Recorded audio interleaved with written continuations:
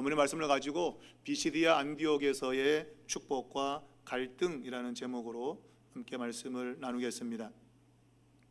비시디아 안디옥은 큰 지역으로서 거기에 유대인들이 많이 거주하고 있었습니다. 그래서 그들이 모이는 회당에도 회당장이 한두 명이 아니었던 것 같습니다. 규모가 크기 때문에 몇 사람의 회당장이 그 회당을 관리하면서 유대인들에게 하나님의 말씀을 전하는 그러한 일을 했던 것으로 보여지는데, 바울과 일행이 그 안디옥의 회당에서 말씀을 전했습니다. 바울의 메시지는 바로 예수 그리스도가 구원자라고 하는 결국 복음의 메시지죠. 예수를 믿는 자는 죄의 용서를 받고 의롭게 된다는 말씀입니다. 바로 그것은 어느 누구에게 한정적인 것이 아니라 이제는 예수를 믿는 사람들 누구에게나 이제 그것이 이루어진다는 것이지요. 원래 유대인들은 선민의식이 강하고 선택받은 그들만 하나님 앞에 구원을 받을 것이라고 생각을 했습니다. 그런데 바울의 메시지는 사람이 예수를 힘을 입게 되면 그로 말미암아 의롭게 된다라고 하는 이 메시지를 전한 것입니다.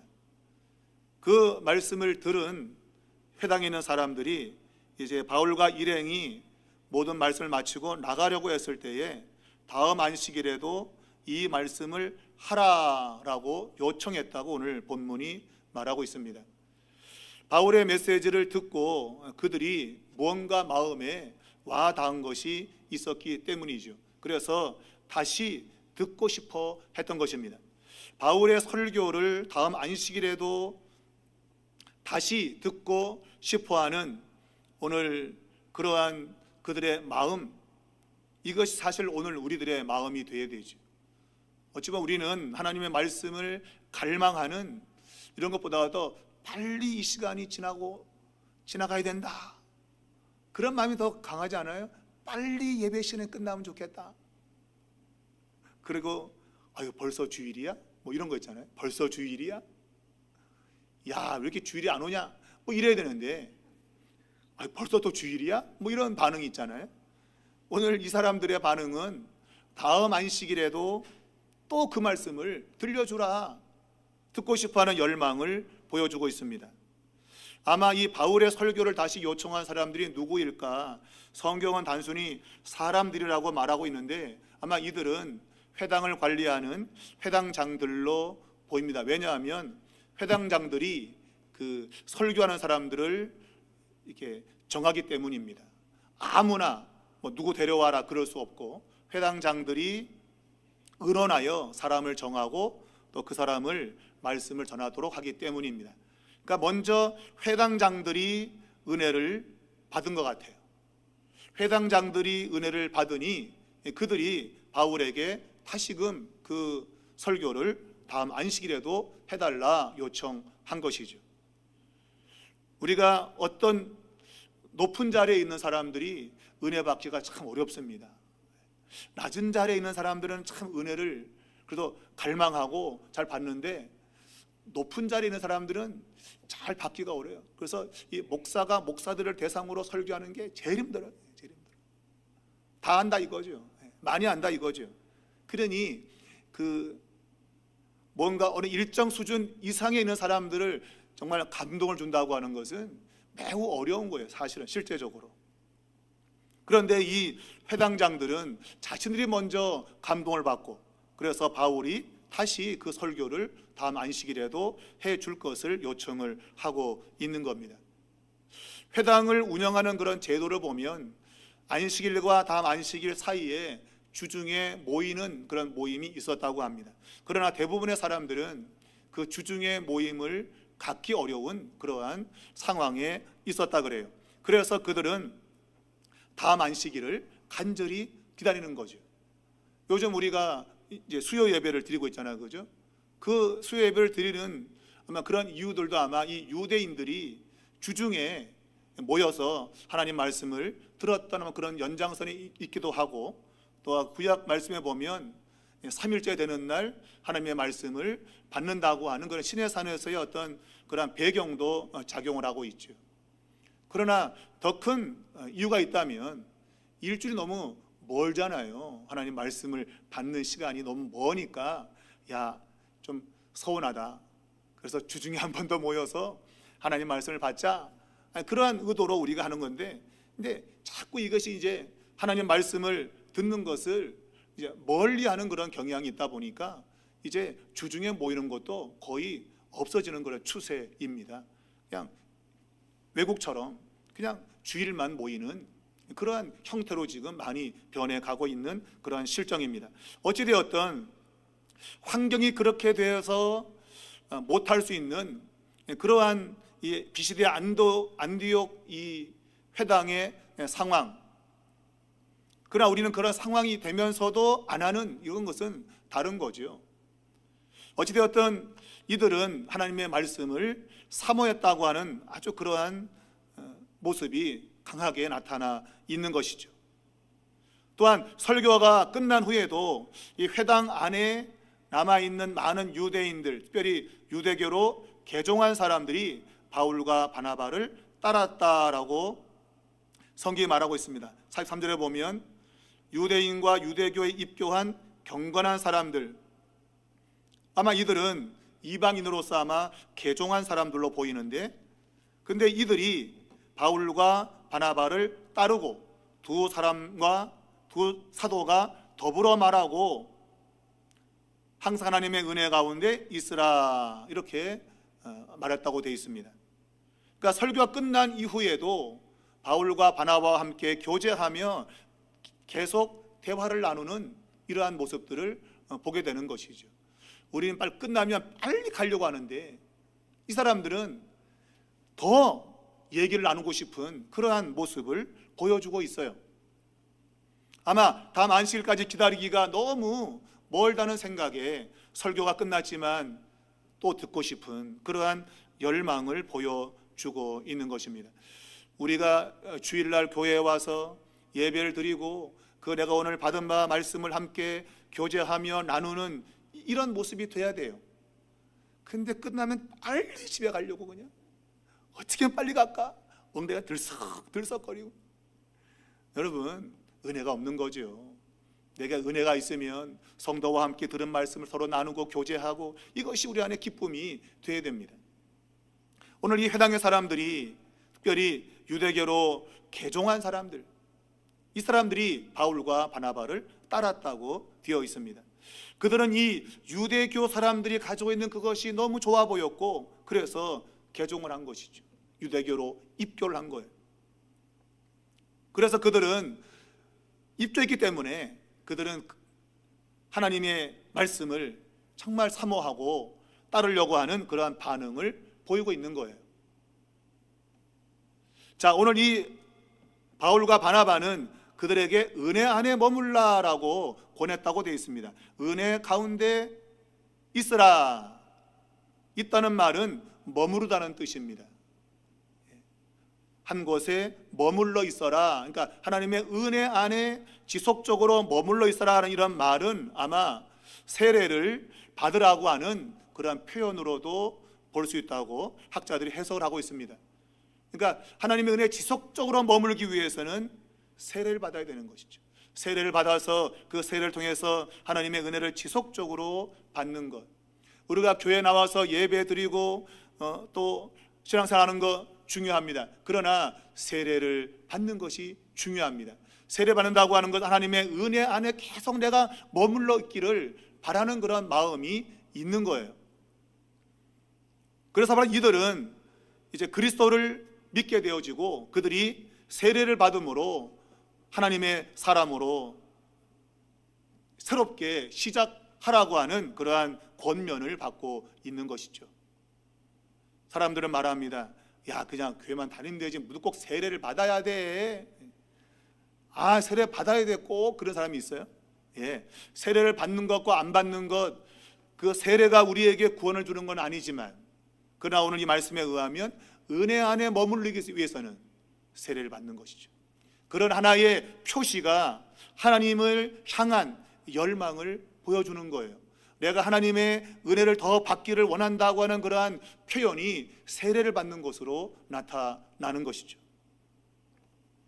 자, 오늘 그들은 이제 그리스도인이 되는 것이고, 그리고 새로운 신앙을 포기하지 않도록 하나의 도장을 찍는 겁니다. 세례는 도장을 찍는 겁니다. 너가 믿은 그 신앙이 변질되지 않도록 세례를 통해서 도장을 찍는 겁니다. 인을 치는 겁니다. 그 세례가 구원을 주는 것은 아니지만 내가 받은 구원을 확증하는 것이 바로 세례 의식인 것이죠. 자, 이러한 은혜, 하나님의 은혜 가운데 있으라 하는 이 은혜는 11장 23절에 보면 수리아의 안디옥에서 사람들이 복음을 통해서 예수를 믿게 된 그 정황과 똑같이 나타나고 있습니다. 하나님께서 믿음을 갖도록 역사하신 것, 그것이 은혜라고 하는 표현으로 나타나고 있는 것이죠. 그래서 하나님의 말씀을 설교를 통해서 들으면서 하나님에 대한 믿음을 가지게 되는 것, 그것이 바로 은혜라고 하는 표현으로 나타나고 있다고 볼 수 있습니다. 자, 오늘 이러한 하나님의 은혜, 축복, 이런 것만 사실 있으면 좋은데 우리가 오늘 앞절에 보게 되어지면 메시지에는 두 가지 항상 이 성격이 포함되어 있다고 하는 거예요. 곧 이 메시지 안에는 하나님의 축복과 더불어서 그것을 거절하는 자에 대한 위험이 그 안에 동시에 들어있는 것이죠. 받아들이는 자에게는 축복이지만 거절하는 자에게는 하나님의 심판이 임하게 되는 이 두 가지가 항상 이 복음의 메시지 안에 들어있는 것이죠. 그러므로 은혜를 지속적으로 받는 것, 이것은 하나님의 메시지를 지속적으로 듣는 것과도 연결이 되어 있는 겁니다. 그래서 은혜 받은 후에 그 은혜를 지속적으로 받는 것이, 머무르는 것이 중요한 거예요. 한번 은혜 받은 걸로 땡 종치면 안 됩니다. 지속적으로 그 은혜를 받도록 해야 되는데, 그것은 이 사람들처럼 다음 안식일에도 그 말씀을 듣기를 바라는 그러한 열망이 필요하다고 하는 거예요. 자, 그러한 역사가 이제 그 다음 안식일에까지 이어지게 되는데, 44절은 다음 안식일에는 온 시민이 거의 다 하나님 말씀을 들으려고 모였다고 했습니다. 물론 이것은 과장법이죠. 모든 시민이 다 모이진 않았겠죠. 그러나 그 전주에 있었던 안식일의 반응보다도 더 많은 반응을 사람들이 보였음을 아마 이야기하고 있는 것이죠. 곧 바울의 그 설교의 영향력이 크게 드러났다라고 하는 것. 물론 바울이 설교를 잘했다는 그런 의미도 되겠지만 궁극적으로는 하나님의 말씀의 능력인 것이죠. 하나님의 말씀을 듣기 위해서 모인 겁니다. 그 하나님의 말씀이 사람들에게 영향력을 끼쳤다, 그렇게 볼 수 있는 것이죠. 자, 이 일에 대해서 45절은 유대인들이 시기하는 모습을 이야기하고 있습니다.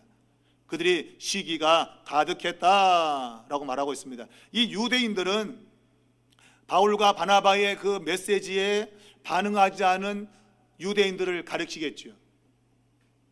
물론 이들의 숫자가 훨씬 더 많다고 볼 수 있을 겁니다.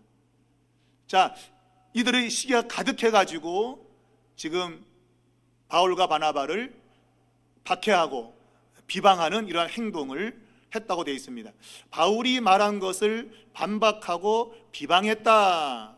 자, 여기 보면 바울이 말한 것, 이것은 하나님의 말씀이죠.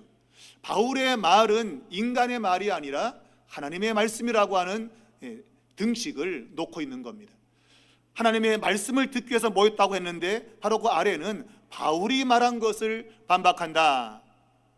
다시 말하면 바울이 말한 것이 하나님의 말씀인데 결국 이 유대인들은 하나님의 말씀을 반박하는 것이죠. 비방하는 것이죠. 결국은 그들은 신성 모독죄에 걸리는 것이고, 이것은 그 복음의 메시지를 거부하면 나타나게 되는 그러한 심판을 이야기했던 41절에 그 하박국 1장 5절의 말씀을 우리가 지난주에 인용했다고 했잖아요. 그죠? 보라, 멸시하는 사람들아, 너희는 놀라고 멸망하라. 그러니까 복음의 메시지를 멸시하는 자들, 결국 이것은 하나님의 말씀을 멸시하는 것이죠. 바울의 말은 단순히 인간의 말이 아니에요. 그는 하나님이 말씀하시는 거예요. 근데 그것을 멸시하는 것은 하나님의 말씀을 멸시하는 것이죠. 그러므로 심판을 당할 수밖에 없는 겁니다. 신성 모독죄인 것이죠. 하나님 말씀을 비난하고 비방하는 것, 그것은 신성 모독죄에 걸리는 겁니다. 그래서 심판을 받게 되는 것이죠. 바울은 자신의 전하는 그 메시지가 사람의 말이 아니라고 했습니다. 하나님의 말씀인 겁니다. 여러분이 말씀을 받는 자세는 그러해야 됩니다. 비록 앞에 서 있는 사람이 좀 멍청해 보이고 아는 것도 별로 없는 것 같고 그럴지라도 그가 성경을 기반으로 해서 전하는 그 말씀은 하나님의 말씀으로 받아야 되는 것이죠. 야, 저거는 사람이 하는 거지 저게 무슨 하나님의 말씀이냐 라고 하게 되면 여러분도 신성모독에 걸릴 수 있는 거예요. 그 사람이 하나님 말씀을 전하는 하나의 도구인 것이지 그 사람이 하나님이 아닌 거예요. 그가 전하는 말씀을 하나님의 말씀으로 인정하고 받는 것이 믿음인 것이죠. 그렇게 내가 말씀을 받을 때에 그것이 은혜가 되고 그것이 믿음이 되는 거예요. 근데 대부분의 믿음이 없다고 하는 사람들은 대부분 그 전하는 말씀, 하나님 말씀을 안 받는 겁니다. 저건 아무개 목사의 말이 저거는 하나님 말씀이 아니라고 생각하는 겁니다. 그런 사람에게는 절대로 믿음이 생길 수가 없어요. 왜? 믿음은 말씀을 들을 때 생긴다고 했어요. 그 말씀은 그리스도의 말씀이라고 했습니다.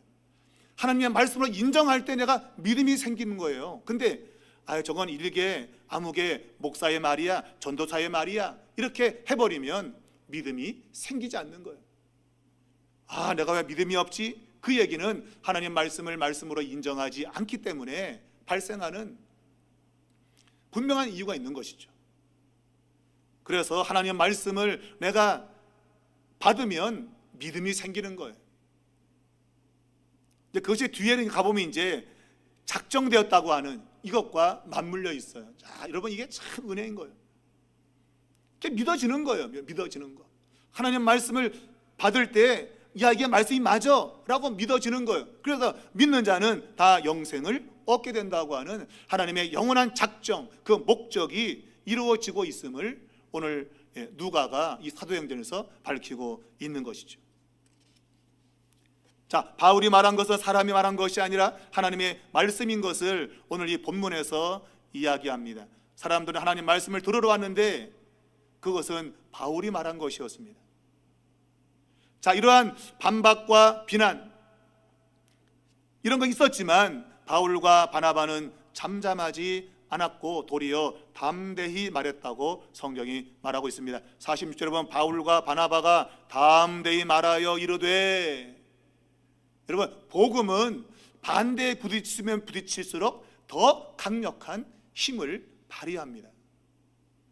그게 복음의 능력이에요. 복음은 장애물이 있으면 있을수록 능력이 나타나는 거예요. 여러분, 내가 복음을 가지고 있다는 얘기는 장애물이 있으면 있을수록 내 삶에 하나님의 능력이 나타나게 돼 있어요. 그게 하나님이 정하신 거예요. 그래서 환난은 인내를, 인내는 연단을 낳고 연단은 소망을 낳는다 하면서 이 소망이 결코 우리를 부끄럽게 하지 않는다. 도리어 강하고 담대하게 환난과 그런 어려움들을 극복해내는 것을 사도 바울이 로마서 5장에서 말하고 있는 것이죠. 여러분, 오늘 우리에게 삶에 다가온 여러 가지 환난과 역경은 우리를 주저앉히는 것이 아니라 도리어 담대하게 만드는 겁니다. 그것이 성경이 우리에게 이야기하고 있는 거예요. 바울과 바나바가 반박을 받고 비방을 받고 있지만 도리어 그들은 담대히 말하다. 담대히. 이것이 저와 여러분이 가지는 믿음이 되기 바랍니다. 어려움이 올 때 거기에 주눅드는 것이 아니라 위축되는 것이 아니라 도리어 담대하게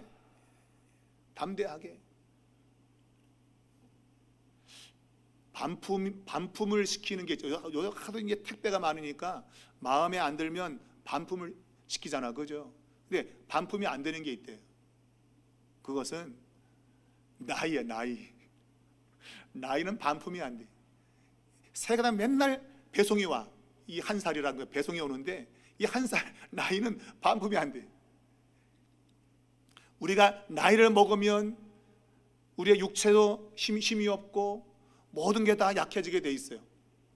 근데 성경은 우리가 겉사람은 후패하나 속사람은 날마다 새롭다고 돼 있어요. 내가 나이를 한 살 더 먹을수록 우리는 새로워지는 거예요. 그게 그리스도인들의 비밀인 거예요. 이게 영생을 가지고 있는 사람들의 특징인 것이죠. 나이를 먹을수록 막 위축되지 않아요. 그리스도인들은 나이를 먹으면 먹을수록 날마다 새로워져요. 여러분은 어때요? 그런 길을 걷고 있어요? 아이고 이게 왜 이렇게 오늘 그냥 힘이 드냐. 아이고 나도 이제 늙었나 봐. 그러면 안 된다는 거예요. 여러분, 겉은 늙어져요. 여러분, 이게 반품이 안 돼요. 반송이 안 돼요. 나이는. 그런데 그 나이가 우리에게 많아진다 할지라도 우리 안에 있는 그리스도가 주시는 영생이라고 하는 것은 날마다 새로운 거예요. 영생, 영원한 생명, 끝없는 생명이에요. 그것이 이제 오늘 본문에서 이제 바울이 말하고자 하는 것이죠. 너희가 하나님 말씀을 먼저 받는 그러한 특권의 자리에 있었는데 너희가 그것을 버렸다. 곧 말씀을 버리고 결국은 영생을 내가 얻기에 합당하지 않구나 스스로 반응했다 이거예요. 말씀을 버린 자는 영생을 버렸다 이거예요. 그러나 말씀을 가진 자는 영생을 가진 것이죠. 대부분의 예수 믿지 않는 사람들이 왜 예수를 안 믿느냐? 하나님 말씀을 보지 않기 때문이에요. 무조건 안 보고 그냥 나쁘다는 거예요. 그냥 무조건 안 보고. 근데 성경을 읽으면 그 성경 안에서 영생을 얻게 돼요. 성경이 읽는 사람들은 정말 제대로 읽는 사람들마다 영생을 얻게 됩니다. 그런데 말씀도 듣지도 않고 성경도 읽어보지 않은 사람들이 무조건 안 믿는 거죠. 무조건 나쁘대. 무조건. 여러분, 하나님 말씀을 받으면 그것이 영생입니다. 우리나라에 소개된 영어 가운데 최고의 영어가 있다면 그것은 배너라는 영어일 거예요. 배너. 그 뜻은 벤허 그러면 허씨 가문의 아들이라는 뜻이거든요. 벤 이게 아들이라는 뜻이고 허라고 하는 것은 가문의 이름이죠. 허씨 가문의 아들이라는 뜻이에요. 그러니까 유다 베너라는 사람이 그 영화의 주인공이죠. 유다 베너라는 사람이 그가 친구의 배신 때문에 아주 나락으로 떨어졌다가 다시 회복되는 얘기인데 그 가운데 이제 그가 예수 그리스도를 만나게 되는 내용이에요. 그 일련의 모든 내용들을 우리는 영화로 알고 있지만 실제로는 그 소설로 맨 처음에 쓰여진 겁니다. 1880년대에 남북 전쟁 시에 정치가이며 변호사였던 루 월리스라는 사람이 쓴 소설책이에요. 원제는 배너 그리고 부제가 그리스도의 이야기라고 하는 소설로 나온 겁니다. 그것이 1925년도에 무성 영화로 맨 처음에 나오게 되었고, 그리고 이제 1959년에 우리가 많이 보았던 그 윌리엄 와일러 감독이 이제 리메이크한 영화, 찰턴 헤스턴 나오는 그 영화 있잖아요. 배너. 그게 이제 우리가 많이 본 영화죠. 그게 1959년에 나온 영화예요. 이 루 월리스라는 사람이 원래는 무신론자입니다. 이 사람이 무신론자고, 그리고 그 불가지론자였던 로버트 잉거스라는 사람하고 대화하다가, 이게 불가지론은 뭔가 하면 신에 대한 그런 이야기는 인간이 정의할 수 없다, 있는지 없는지 모른다고 하는 것이 불가지론이에요. 불가지, 그러니까 인식할 수 없다는 거예요. 있는지 없는지 우리 인간은 인식할 수 없다. 근데 무신론은 그게 아니죠. 신이 없다는 거죠. 무신론은 신은 없어, 그 얘기죠. 근데 원래 이 루 월리스라는 사람이 무신론자예요. 근데 불가지론자인 그 사람하고 대화를 하다가 진짜 신이 있는 거야 없는 거야, 내가 한번 연구해 봐야겠다. 그러니까 실제로는 불가지론자, 신이 있는지 없는지 모르겠다는 사람을 반박하기 위해서 자료를 모으기 시작한 거예요. 그러니까 신이 있는가, 곧 하나님이 존재하는가 라고 하는 것을 반박하기 위해서 그에게 확실하게 알려주려고 신은 없다고 하는 것을, 그래가지고 성경을 보고 여러 가지 자료를 수집하면서 그가 예수를 만나게 된 거예요. 성경을 대하면서 하나님은 계시구나, 그리스도는 계시구나 하는 거예요. 말씀을 대했을 때의 무신론자가 예수를 믿게 된 거예요. 그래서 거기서 나온 그 소설이 배너라는 소설이죠. 그것이 1959년에 영화로 나오면서 최고의, 지금까지 나온 영화 가운데 최고의 영화로 선정돼 있어요. 정말 그 영화는 정말 보면 감동이 안 될 수가 없어요. 물론 그 영화도 감동이 되지만 성경을 창세기부터 요한계시록까지 읽으면 하나님의 은혜를 느끼게 되는 거예요. 하나님이 계시다고 하는 것을 알게 돼요. 근데 사람들은 성경 말씀을 대하지 않는 겁니다. 그리고 무조건 없다는 거죠. 오늘 이 유대인들이 바울의 메시지를 받아들이지 않고 배격하는 이유는 정확히 말씀을 듣지 않고 이미 마음에 선입견으로, 지가 뭔데 하면서 이제 선입견으로 이미 차단을 시키는 거예요. 그러니 하나님의 말씀이 마음에 들어올 수가 없는 거예요. 우리가 하나님의 은혜를 입는다는 얘기는 뭔가 하면 성령이 우리의 마음의 문을 여는 겁니다. 하나님의 말씀을 내가 받아들이도록 마음을 열게 하시는 겁니다. 성령이. 그것이 이제 뒤에 가보면 사도행전 16장에 바로 자주장사 루디아의 마음의 문을 하나님이 여셨다고 돼 있어요. 그게 구원이에요. 하나님이 우리의 마음의 문을 여는 거예요. 그리고 말씀을 받게 하시는 거예요. 그게 구원의 은총이라고 하는 거예요. 구원의 은혜. 누군가는 마음의 문을 안 열어요. 근데 누구는 마음의 문을 열게 한단 말이에요. 그것이 오늘 본문에 보게 되면 영생을 얻게 합당하지 않은 자로 자차게 우리가 이방인에게로 향한다라고 말하면서 영생을 주기로 작정된 자는 다 믿더라. 하나님이 영생을 주기로 작정한 사람이 있다는 거예요. 근데 이거를 나쁘게 부정적으로 보는 사람들은 그러면 영생을 받지 않기로 작정된, 멸망을 시키기로 작정한 사람도 있구나, 그러면서 막 공격하는 거죠. 하나님이 그런 하나님이 어딨냐, 누구는 구원시키고 누구는 지옥 가게 만들고 그런 하나님이 어딨냐 하는 거예요. 그런데 여기는 그렇게, 성경은 그렇게 말하고 있지 않아요. 영생을 얻기로 작정된 사람은 하나님의 말씀을 다 받아들이다는 거예요. 근데 하나님 말씀을 받지 않는 자들은 자기 스스로 나 영생을 받지 않은 사람이네, 스스로가 그걸 증명하고 있다는 거예요. 하나님이 그렇게 했다는 게 아니라 말씀을 받지 않는 자들은 스스로 영생을 받기에 합당하지 않은 자야 나는 스스로 만들었다고 말하고 있지, 하나님이 그를 너는 지옥 가도록 내가 정해놨어, 그렇게 성경은 말하고 있지 않다는 거예요. 성경은 하나님이 영생을 주기로 작정한 자가 있다고 하는 은혜의 차원을 다루고 있는 것이죠. 지옥 가라고 작정하지 않았다는 거예요. 단지 그가 하나님 말씀을 받지 않는 것이죠. 오늘 이 안디옥 이 지역에 있던 사람들이 바로 그와 같은 사람인 거예요. 바울의 메시지를 그들은 받지 않았어요. 하나님 말씀을 받지 않았어요. 그러면서 너희 스스로가 영생을 얻기에 합당하지 않은 자로 스스로 처했다, 자처했다라고 말하고 있는 거죠. 그러므로 우리가 이제는 이방인에게로 향한다라고 말하고 있어요. 여기서 이방인에 향한다는 얘기는 이제 유대인에게는 더 이상 복음을 전하지 않는다는 말이 아니고, 그들이 거부함으로 인해서 이제 이방인에게도 이 복음이 전파되게 되었다라고 하는 그러한 당위성을 설명하는 것이죠. 하나님 이방인에게도 영생을 주는 은혜를 베푸셨다라고 하는 것을 말하고 있는 겁니다. 그것이 하나님의 목적이었다고 하는 것이죠. 자, 그런 소리를 들으니 이방인들이 다 기뻐하는 것이죠. 자, 그들의 그러한 말을 증명하는 것이 47절의 말입니다. 주님께서 이같이 우리에게 명하셨다. 그러니까 주님이 명하셨다고 하는 것을 성경 말씀으로 지금 이야기하는 것이죠. 내가 너를 이방의 빛으로 삼아 너로 땅끝까지 구원하게 하리라. 이것은 이사야 49장 6절의 말씀을 바울이 인용한 것입니다.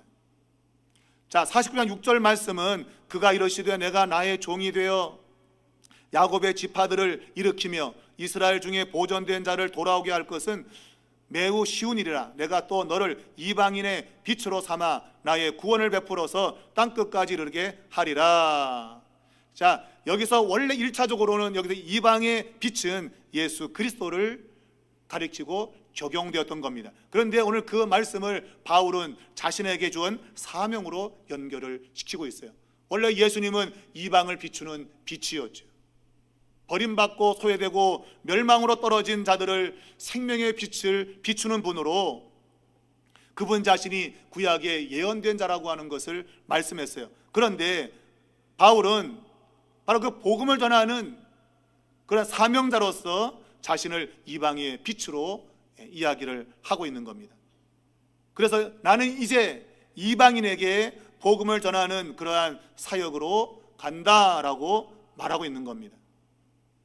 그러니까 이런 모든 일련의 과정이 어느 인간이 주도한 것이 아니라 하나님의 작정 가운데 일어난 일이라고 설명을 하고 있는 거죠. 그렇게 말했더니 이방인들이 듣고 기뻐했다. 왜? 이제 이방인들에게도 구원받는 길이 열렸기 때문이죠. 하나님의 말씀을 이방인도 듣고 이제 구원 얻는 그러한 길이 활짝 열렸기 때문인 겁니다. 그래서 이방인들이 찬송했다고 되어 있는데 우리말로는 찬송이라 되어 있지만 실제로 이방인들이 무슨 찬송을 불렀는지 알 수가 없지요. 근데 원래 의미는 영광을 돌린다는 뜻이에요. 독사조라는 단어인데 독사조, 이것은 영광을 돌린다라는 뜻이에요. 우리가 찬송을 부르는 것은 하나님께 영광을 돌리는 행위입니다. 그러니까 궁극적으로는 이방인들이 자신들에게 구원의 길을 열어주신 하나님께 영광을 돌렸다 그 얘기예요. 그러면서 영생을 주시기로 작정된 자는 다 믿더라. 바로 하나님의 주권 속에서 일어난 이 작정, 이것이 오늘 바울의 눈에 비춰진 것이죠. 누가 구원받는 사람인가? 하나님이 영생을 주기로 작정된 사람들, 그들은 다 말씀을 받더라고 하는 거예요. 다 말씀을 사모하고 말씀을 받더라. 하나님이 작정하지 않고서는 저런 일이 있을 수 없다는 거예요. 이걸 뒤집어 말하면 하나님의 작정에서 모든 것이 왔다고 볼 수 있지만 오늘 나의 그 모습 속에서도 하나님의 작정 외에는 설명할 수 없다 이거예요. 나 같은 사람이 하나님 말씀에 반응한다고 하는 것은 하나님이 작정하지 않고서는 이런 일이 결코 있을 수 없다고 하는 거예요. 깡패와 살인자가 하나님 말씀을 듣고 그들의 마음이 변화가 된다고 하는 것이 있을 수 있냐 말이에요. 있을 수 없는 거죠. 그러니까 이거는 원래부터 작정되지 않으면 불가능하다 이거는. 그런 의미로서 작정을 말하고 있는 거예요. 너무나도 놀라운 은혜를 설명하기 위한 것이죠. 하나님이 누군가를 구원하기로, 이 구원은 바로 영생인데 영생을 주기로 작정했다. 이 작정했다고 하는 말은 지명되었다, 임명했다는 말입니다. 임명하고 지명한 것이죠. 영생을 얻으라고 하나님이 주신 겁니다. 바로 오늘 이 본문에서 중요한 것은 바로 하나님의 이 작정, 예정입니다. 하나님이 누군가를 구원하려고 하나님 스스로가 주권적으로 모든 걸 계획하시고 그 일을 이루시고 있다는 거예요. 바울은 그러한 일에 자기 자신이 지금 쓰임받고 있다고 말하고 있는 겁니다. 또한 자기 자신도 이미 하나님이 이방의 빛으로 삼으셨다고는 작정을 다시금 말하고 있어요. 바울 자신도 하나님이 이방의 빛으로 삼으신 것, 이 삼다는 말도 작정이라는 단어와 동일한 의미입니다. 하나님이 이방의 빛의 사역으로 그를 부른 거예요. 그냥 일방적으로 삼으신 거예요. 바로 그 은혜를 이야기하고 있고, 우리가 이러한 일련의 그러한 작정과 예정이라고 하는 이것은 유대인들이 가지고 있던 그러한 생각이 들어있는 단어들입니다. 왜냐하면 하나님의 구원받은 자들은 하나님의 책에 이미 이름이 기록되어 있다고 하는 것이 유대인의 생각이에요. 하나님이 구원받은 사람들은 이미 그분의 책에 이름을 다 써놨다는 거예요. 구원하기로. 출애굽기 32장 32절에 모세가 이스라엘이 죄를 지어서 하나님이 내가 저들을 다 죽이겠다고 말했을 때 저들을 용서해달라고 하면서 그렇지 않으면 차라리 제 이름을 하나님의 책에서, 생명책에서 내 이름을 빼십시오. 또한 시편 69편 28절에는 그들을 생명책에서 지우시고 의인들과 함께 기록되지 말게 하소서. 하나님이 이름을 기록하는 것으로 그 사람의 구원을 결정하고 있다는 거예요. 이름이 기록되면 구원받는 거예요. 요거를 신천지 이만희가 끌고 온 거죠. 갖고 와가지고 내가 우리 교회 명부에 이름을 쓰면 그 사람 구원된다는 거예요. 웃기죠. 지가 쓰면 구원된다는 거예요. 교적부에 자기가 이름 쓰면 이 사람 구원된다는 거예요. 웃긴 거죠, 여러분. 지가 무슨 하나님입니까? 지가. 그러면서 나 하나님 아니야 그러고 있다니까요. 이름을 써서 구원시키는 건 하나님만이 하시는 건데 지가 그렇게 말해놓고도 내가 언제 하나님이라 그랬냐? 이러고 있다고. 손 거짓말쟁이죠, 여러분. 근데 거기에 속는 거예요. 유대인의 생각에는 이름이 기록되면 구원되는 거예요. 근데 그러한 이름을 하나님이 내게 구원의 은총으로 적으셨다고 하는 거예요. 그런 사람들마다 다 하나님의 말씀을 믿더라, 받아들이더라, 그런 얘기예요. 그러면서 49절에는 주의 말씀이 그 지방에 두루 퍼져갔다. 주의 말씀이 퍼져간 겁니다, 여러분. 사도 바울의 이름이 퍼져간 게 아니에요. 이야, 저 사람 대단하네. 그 사람의 이름이 퍼져간 게 아니에요. 주의 말씀이 퍼져나간 거예요. 요즘은 하나님의 말씀이 퍼져가기보다 사람의 이름이 퍼져나가요. 아무개 목사, 사람의 이름이 퍼져나갑니다. 지금 더군다나 이런 방송 매체가 워낙 발달을 해가지고 오늘 여기서 말하면 다 지구 반대편 다 알거든요. 그렇게 잘 퍼져나가요. 근데 주의 말씀이 퍼지는 게 아니라 사람의 이름이 퍼져나가요. 아무개 목사, 아무개 전도사, 사람의 이름이 퍼져나가요. 굉장히 잘못된 겁니다, 여러분. 주의 말씀이 퍼져나가야 되는 거예요. 말씀이. 사람의 이름은 가면 안 돼요. 우리가 아는 김동원 목사님이라고 하는 분이 굉장히 신선하신 그런 목사님으로 알려져 있잖아요. 그분이 동안교회에서 담임 목사할 때 굉장히 교회가 많이 부흥을 했어요. 근데 그분이 왜 우리 교회가 이렇게 부흥됐나 봤더니 사람들이 자기를 보고 오더라 이거예요. 자기를. 김동원 목사를 보고 오더라요, 교회를. 그래서 그 교회를 사임했잖아요. 왜 교회를 나를 보고 오냐? 말씀을 보고 와야지 왜 나를 보고 오냐? 그래갖고 그냥 그 교회를 사임해버렸어요. 그리고 남산에 있는 무슨 교회야? 높은 뜻 승유교회를 개척을 했잖아요, 다시. 근데 거기도 전부 김동원 목사 이름 보고 오는 거야. 목사 이름 보고 사람들이 그냥 전국 각지에서. 야, 이래도 안 되고 저래도 안 되네.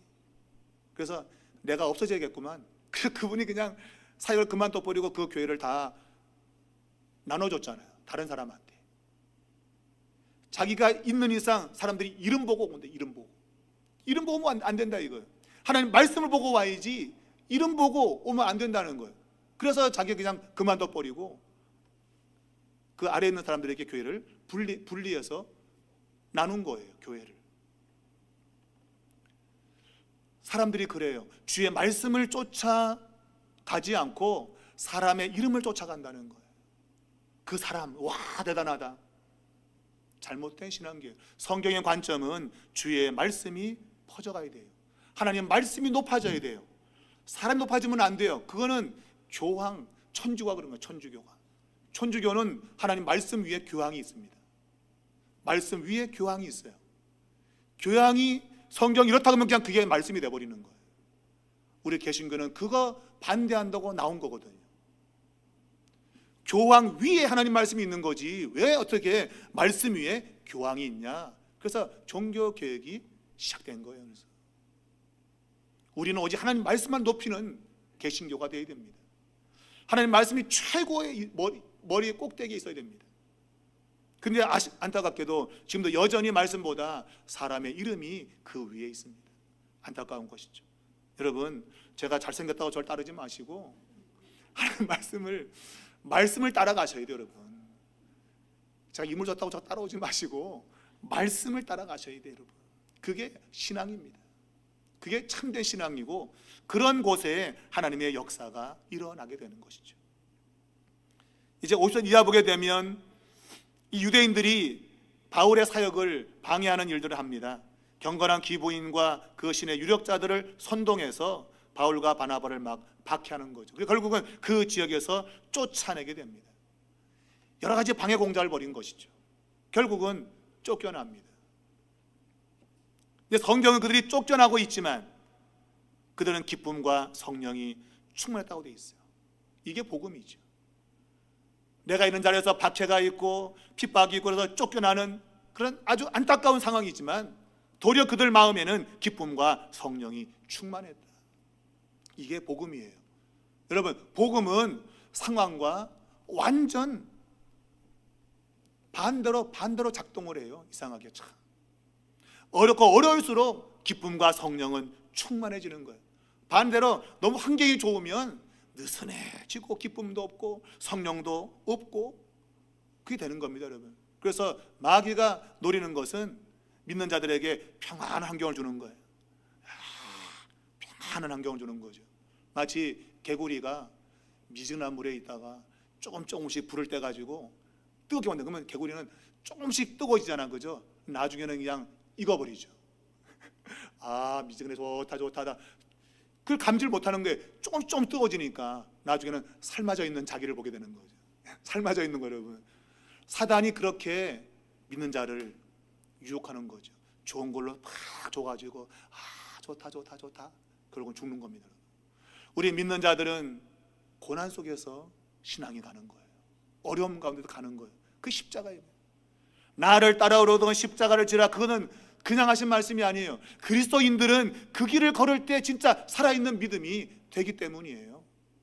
여러분 가운데 어려움이 있습니까? 감사하시기 바라요. 그 어려움 때문에 여러분 주님을 찾을 거예요. 나는 이렇게 팔자가 기구해. 그 팔자하고 상관없어요. 하나님 여러분에게 살아있는 믿음을 주기 위한 하나님의 목적이에요. 그래서 주는 거예요, 여러분.